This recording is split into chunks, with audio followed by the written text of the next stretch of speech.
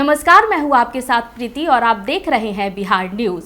और आज के इस खास कार्यक्रम में इस वक्त हमारे साथ मौजूद है डॉक्टर अवनीश कुमार, जो कि एक गैस्ट्रोएंटेरोलॉजिस्ट है, जिनसे हम जानेंगे पेट की समस्याओं के बारे में और ये भी जानने की कोशिश करेंगे कि आखिर उन समस्याओं का निदान क्या है। तो चलिए सीधे रूबरू होते हैं डॉक्टर अवनीश कुमार से।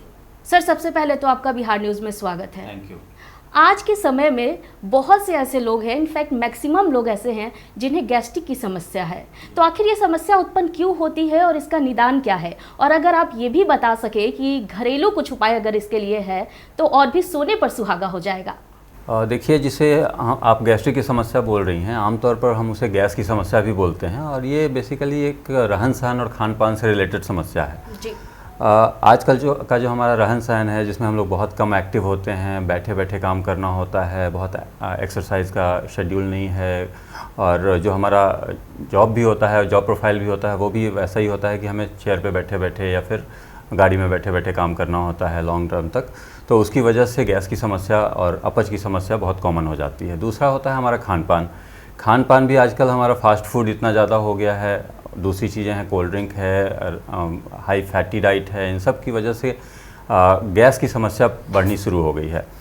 और अगर हम बात करें कि इससे क्या समस्याएं आती हैं, तो उसमें सबसे पहला तो होता है पेट का भारीपन रहना, पेट में जलन होना, दर्द होना, मीठा मीठा दर्द होना, भूख कम लगना, हर समय आपको जिसे हम लोग कहते हैं कि हम स्वस्थ नहीं पाते हैं खुद को, हम एक दूसरे को एक ऐसी समस्या रहती है जिसमें हम खुद पे कंसंट्रेट नहीं कर सकते हैं, किसी भी काम करने पे कंसंट्रेशन हमारा नहीं बनता है। तो ऐसी समस्या जब आती है तो हमें कई बार इस तरह की चीज़ें करनी होती हैं जिनसे हम ये पता लगा पाएँ कि आखिर ये गैस की समस्या ही है या कुछ और तो नहीं है।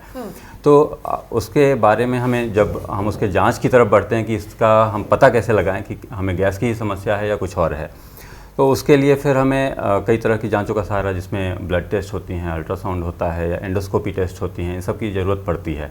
एक बार जब हम ये क्लियर कर लेते हैं कि हाँ ये गैस की समस्या है, तो फिर उसके निदान पे आते हैं। अब निदान उसमें सबसे पहला तो जो मैंने आपको बताया कि आपके रहन सहन और खान पान से रिलेटेड समस्या है, तो सबसे पहले उसी चीज़ पर ध्यान देना है कि हम अपना रहन सहन सही करें, रेगुलर एक्सरसाइज अपने रूटीन में शामिल करें, एक्टिव रहें, पानी खूब पिएँ, खाने में हरी पत्तीदार सब्जियां, सलाद, जो भी हो सकता है, हाई फाइबर डाइट जिसको हम बोलते हैं, वो सम्मिलित करें।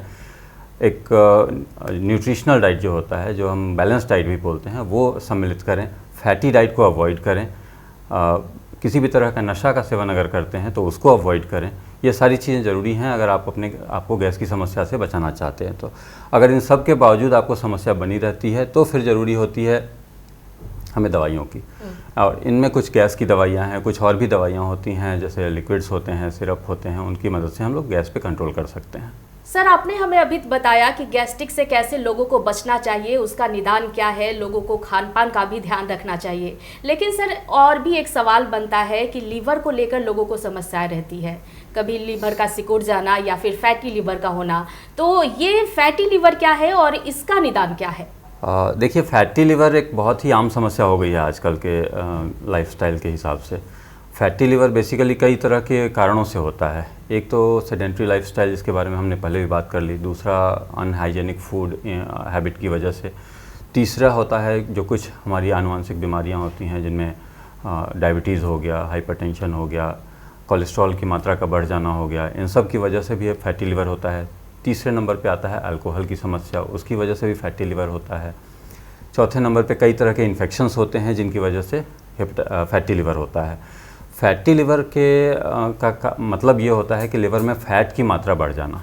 आमतौर पर हर व्यक्ति के शरीर में और लिवर में 5% एटलीस्ट फ़ैट होता है, लेकिन अगर वो अमाउंट 5% से ज़्यादा हो जाए तो लिवर का साइज़ बढ़ना शुरू हो जाता है और उसकी वजह से फैटी लिवर की समस्या आनी शुरू होती है। फैटी लिवर के होने से कई तरह की समस्याएं पैदा होती हैं। सबसे पहला, आपको पेट के ऊपरी हिस्से में दाहिनी तरफ मीठा मीठा दर्द रह सकता है, भारीपन लग सकता है, चिड़चिड़ापन हो सकता है, भूख लगने की समस्या हो सकती है, किसी काम में मन नहीं लगने की समस्या, चिड़चिड़ापन की समस्या, ये सारी दिक्कतें आ सकती हैं। अब अगर फैटी लिवर किसी को है तो हम पता कैसे करेंगे कि फैटी लिवर हो रहा है? तो अगर आपको इन सब में से कोई भी समस्या हो रही है या किसी को भी इस तरह की समस्या लग रही है, तो सबसे पहले उसे अपना आँख की जाँच कराना होगा। एक सिंपल सा टेस्ट अल्ट्रासाउंड कराने से ये चीज़ क्लियर हो जाता है कि फैटी लिवर है या नहीं है। फैटी लिवर फिर कई स्टेजेज में होती है। फैटी लिवर के बाद के स्टेजेज होते हैं जिनमें हम लोग उनको non alcoholic steatohepatitis Nash related बीमारी बोलते हैं। जब नैश आता है तो उससे रिलेटेड लिवर के सिकुड़ने की समस्या उसके बाद आनी शुरू होती है, तो ये चौथे स्टेज में होता है। एक बार लिवर सिकुड़ने यानी लिवर सिरोसिस की समस्या जब आ गई तो फिर लिवर का रिकवरी पॉसिबल नहीं होता है, वो इरिवर्सिबल डैमेज होता है। तो अगर हम फैटी लिवर को सही समय पर पकड़ लें कि हाँ ये हमारा लिवर फैटी हो रहा है और इसको आगे बढ़ने से रोकना है, तो अगर उस पर हम लोग काम करें तो लिवर को सिरोसिस के स्टेज में जाने से बचा सकते हैं और फर्दर लिवर को डैमेज होने से बचा सकते हैं। लिवर फैटी हो गया तो उसका निदान क्या है? निदान के लिए सबसे पहले हम लोग को एक्टिव होना पड़ेगा, रेगुलर एक्सरसाइज करना, डाइट कंट्रोल रखना, फैटी डाइट या ज़्यादा मीठी चीज़ें ये सब चीज़ अवॉइड करना, कोल्ड ड्रिंक्स अवॉइड करना। तीसरी नंबर पे आ गई कोई भी नशा अगर आप करते हैं तो उसको अवॉइड करना, खासकर अल्कोहल सबसे ज़्यादा कॉमन है जो फैटी लिवर कराता है, तो उसको अवॉइड करना। कोई इन्फेक्शन है तो उसको कंट्रोल करना। ये सारी चीज़ जब हम लोग पता कर लेते हैं तो फिर स्ट्रीमलाइन ट्रीटमेंट हम लोग चालू कर सकते हैं। जिस वजह से ये हो रहा है उसको टारगेट करके उसका इलाज करते हैं। सर, गैस्ट्रिक के बाद एक और समस्या है कॉन्स्टिपेशन की। ये भी अधिकतर लोगों में पाया जाता है। ये क्यों होता है और इसका निदान क्या है, क्योंकि अधिकतर लोग कॉन्स्टिपेशन से परेशान हैं? बहुत अच्छा सवाल है आपका। आजकल कॉन्स्टिपेशन जो है एक महामारी की तरह है। ऑलमोस्ट अगर हम 100 लोगों से बात करें तो उनमें से 75-80 लोग बोलेंगे कि हाँ मुझे पेट साफ होने की समस्या होती है, कॉन्स्टिपेशन हो जाता है।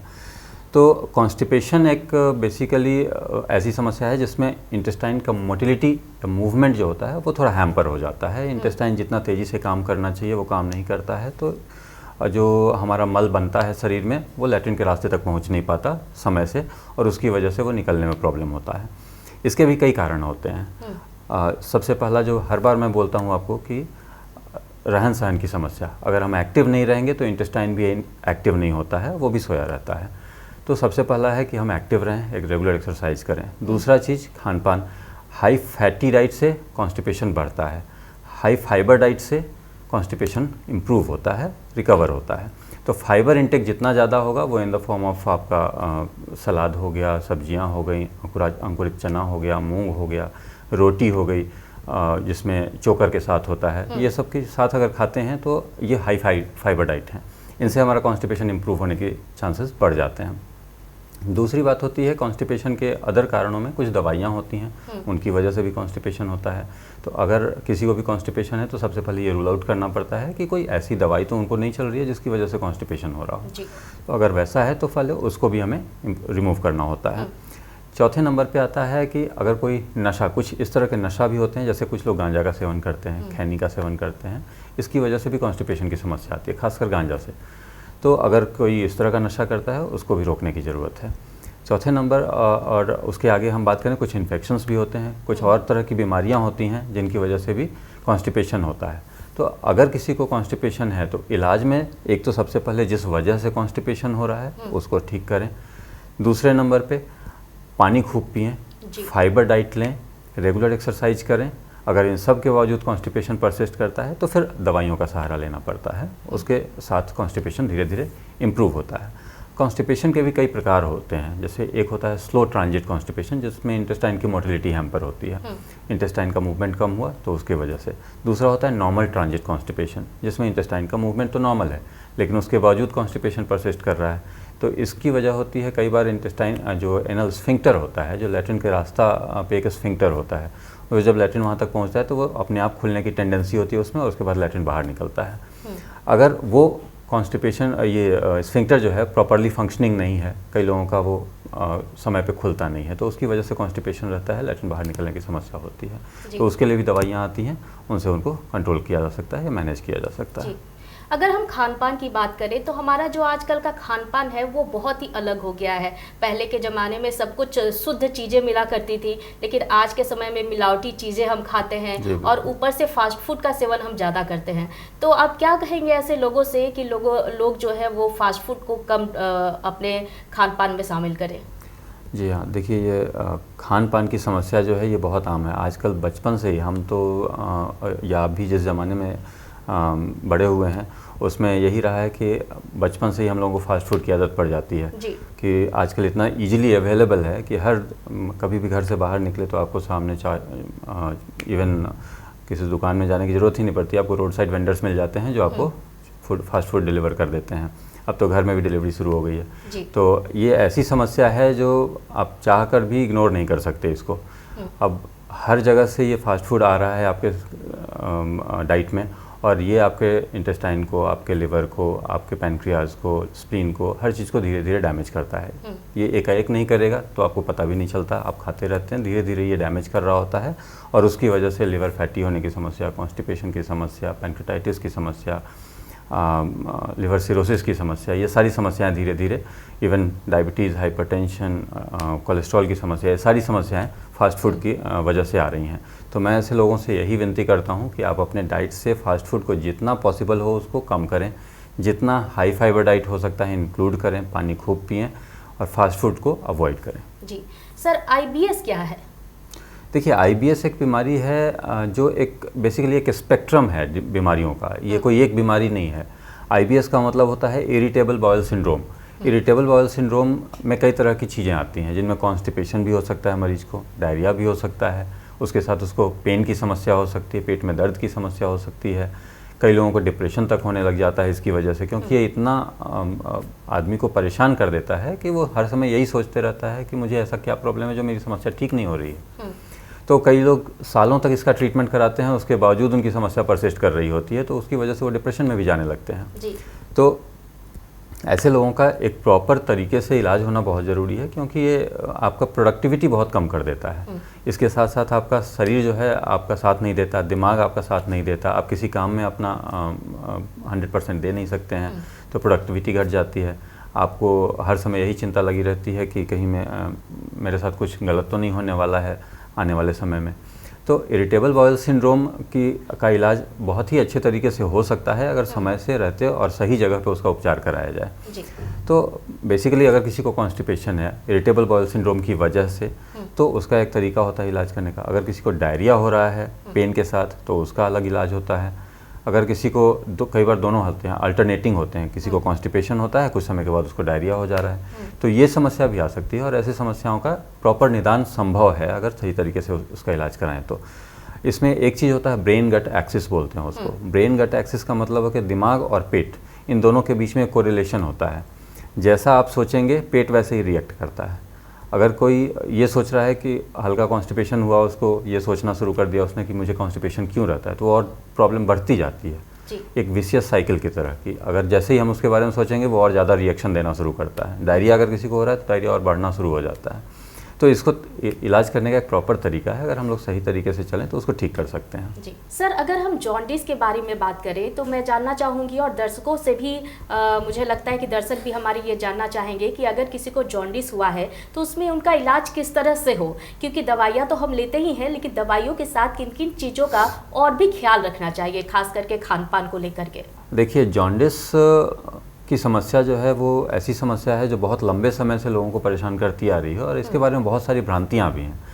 सबसे पहली भ्रांति तो ये होती है जॉन्डिस में कि खान पान का बहुत ज़्यादा रिस्ट्रिक्शन करना है, कुछ तेलीय नहीं देना है, कुछ ऑयली नहीं देना है, कुछ भी नहीं देना है खाने में, बस एकदम उबला हुआ खाना देना है। तो ये सबसे कॉमन भ्रांति है और मैं इसको क्लियर करना चाहता हूँ कि अगर आपको जॉन्डिस है तो आपको खान पान में बहुत परहेज़ की ज़रूरत नहीं है, उबला हुआ खाना खाने की ज़रूरत नहीं है, तला भुना ना खाएँ, बस नॉर्मल डाइट जो घर में सब लोग खा रहे हैं आप भी खाइए, लेकिन बहुत ऑयली, बहुत स्पाइसी नहीं खाना है। अगर आप बहुत उबला हुआ खाना खाते हैं तो उसकी वजह से कमजोरी आने की समस्या बढ़ जाती है, क्योंकि डाइट ऑलरेडी आपका लिवर कमज़ोर है, उस पर उसको डाइट भी नहीं दे रहे हैं आप, तो उसकी वजह से कमजोरी बढ़ने की समस्या होती है। अब हम आते हैं कि जॉन्डिस आखिर है क्या।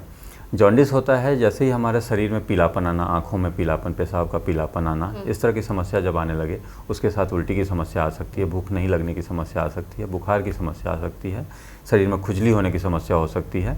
अगर इस तरह की कोई भी समस्या होती है तो उसे हम लोग जॉन्डिस से रिलेट कर सकते हैं जी। अब अगर किसी को जॉन्डिस है तो उसके कारण होने चाहिए कुछ, किस वजह से जॉन्डिस हो रहा है। तो सबसे पहले कारण जानने के लिए ये क्लियर करें कि ये लिवर के अंदर से प्रॉब्लम आ रही है या उसके बाहर से प्रॉब्लम आ रही है। दो तरह के जॉन्डिस होते हैं, एक लिवर के बाहर से शुरू होता है, एक लिवर के अंदर से होता है। लिवर के बाहर से जो जॉन्डिस शुरू होता है वो बेसिकली रुकावट की वजह से होता है। अगर पित्त की नली में कहीं रुकावट आ रही हो, वो पथरी की वजह से हो सकता है, किसी गांठ की वजह से हो सकता है, या किसी और कारण से अगर हो रहा हो, वर्म्स की वजह से भी हो सकता है। तो सबसे पहले वो जानना ज़रूरी है। अगर ये जॉन्डिस रुकावट की वजह से है तो इसमें दवाइयों का बहुत रोल नहीं है। इसे हम जब तक रुकावट को नहीं क्लियर करेंगे तब तक जॉन्डिस नहीं घटेगा। तो सबसे पहला काम होता है रुकावट को क्लियर करना। अगर ये लिवर के अंदर से जॉन्डिस आ रहा है तो फिर इसमें सिर्फ और सिर्फ दवाइयों का ही रोल है, इसमें कोई ऑपरेशन या किसी सर्जरी की ज़रूरत नहीं होती है। तो अगर लिवर के अंदर से जॉन्डिस है तो उसके कुछ कारण हो सकते हैं, जैसे कि फैटी लिवर, एक बात करी थी हमने, फैटी लिवर की वजह से हो सकता है, अल्कोहल की वजह से हो सकता है, कुछ इन्फेक्शन होता है जैसे हेपेटाइटिस ए, बी, सी, ई, इस तरह के इन्फेक्शंस होते हैं जिनकी वजह से जॉन्डिस डेवलप हो सकता है। तो अगर इनमें से किसी भी कारण से जॉन्डिस हो रहा है तो उस कारण पे इलाज को केंद्रित किया जाता है। अगर अल्कोहल की वजह से हो रहा है तो अल्कोहल रिमूव करना है, अल्कोहल को स्ट्रिक्टली अवॉइड करना है। साथ में कुछ लिवर सपोर्टिंग मेडिसिन होती हैं, उनको साथ में देना होता है। अगर हेपेटाइटिस की वजह से हो रही है, हेपेटाइटिस बी या सी है या फिर ए और ई इन्फेक्शन, तो इनकी वजह से है तो दवाइयों से और सपोर्टिव मैनेजमेंट है उसकी वजह से उनका उपयोग करके हम लोग जॉन्डिस को कंट्रोल में ला सकते हैं। एक चीज़ मैं हाईलाइट करना चाहूँगा हेपेटाइटिस बी और सी के बारे में। ये ज़्यादा खतरनाक होते हैं क्योंकि ये लाइफ लॉन्ग रह सकते हैं। हेपेटाइटिस बी बेसिकली ऐसा इन्फेक्शन है जो एक बार अगर किसी को हो जाए तो ऑलमोस्ट 99% केस में लाइफ लॉन्ग परसिस्ट करता है। 1% लोग होते हैं जिनमें स्पॉन्टेनियस रिकवरी होती है, वो इन्फेक्शन ख़त्म हो जाता है। अगर हेपेटाइटिस बी किसी को है और वो लॉन्ग टर्म तक परसिस्ट करता है और कोई उसका इलाज नहीं कराता है तरीके से, तो लिवर सिरोसिस की समस्या बहुत कॉमन होती है और उसके बाद लिवर कैंसर भी उसमें बहुत कॉमनली डेवलप होता है। तो हेपेटाइटिस बी का प्रॉपर इलाज अवेलेबल है। अगर कोई है इन्फेक्टेड तो उसे अपना इलाज चालू करवाना चाहिए और उससे वो लिवर सिरोसिस और लिवर कैंसर दोनों से अपना बचाव कर सकता है। हेपेटाइटिस सी के साथ एक और इम्पॉर्टेंट बात यह है कि हेपेटाइटिस सी का ट्रीटमेंट कोर्स जो है वो बहुत शॉर्ट है, 3 से 6 महीने का ट्रीटमेंट होता है और लिवर हेपेटाइटिस सी आपका इन्फेक्शन खत्म हो जाता है, लिवर प्रोटेक्ट हो जाता है। लेकिन हेपेटाइटिस बी में आपका लिवर के लिए लाइफ लॉन्ग ट्रीटमेंट की भी ज़रूरत पड़ती है अगर ट्रीटमेंट चलता है तो। जी सर, चलते चलते आप हमारे दर्शकों को क्या कुछ सजेशन देना चाहेंगे? देखिए, सबसे पहले तो अगर आप अपने लिवर को स्वस्थ रखना चाहते हैं तो ये ध्यान रखिए कि आपका खान पान एकदम संतुलित रहे, फैटी चीज़ों को अवॉइड करें, फाइबर युक्त खाना खाएं, पानी खूब पिएं, रेगुलर एक्सरसाइज करें, अपने वज़न को कंट्रोल में रखें। अगर आप शुगर या बीपी के मरीज़ हैं या कोलेस्ट्रॉल आपका अनकंट्रोल्ड है तो उसको कंट्रोल करें, चाहे वो दवाइयों की मदद से हो या फिर अपने खान पान और रहन सहन के सुधार से हो। अगर आप अपने इन सब चीज़ों पे और आदतों पर ध्यान देंगे तो आपका लिवर स्वस्थ रहेगा और आप हंसी खुशी अपना जीवन जी सकते हैं। सर, हमारे दर्शकों को इतनी सारी जानकारियाँ देने के लिए आपका धन्यवाद। Thank you. तो आप देख रहे थे, हमारे साथ मौजूद थे डॉक्टर अवनीश कुमार, जिन्होंने हमारे पेट से संबंधित कई बीमारियों के बारे में बताया, उसका निदान भी बताया। तो आज के कार्यक्रम में फिलहाल इतना ही। मुझे दीजिए इजाजत, लेकिन देखते रहिए बिहार न्यूज़। नमस्कार।